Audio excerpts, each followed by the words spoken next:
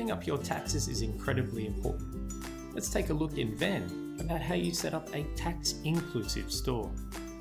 First, click Setup. You'll see on your General Settings page that the tax-inclusive option is displayed as opposed to exclusive. If you were to switch to exclusive, you wouldn't be able to see the default sales tax.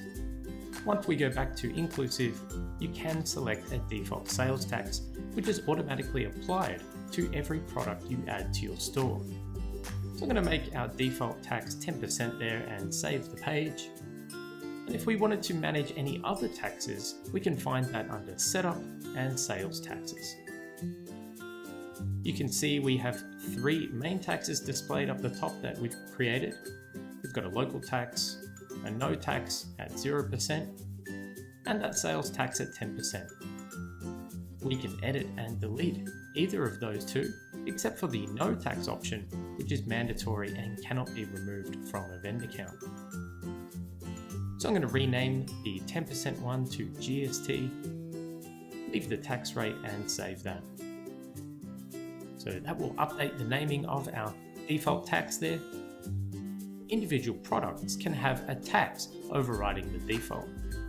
On the products page, click Edit next to any product you want to edit. Scroll down to the pricing area and you can see the sales tax option allows you to click the drop down and change the base tax. So we can see the supply price and markup, the retail price excluding tax, and the retail price including tax.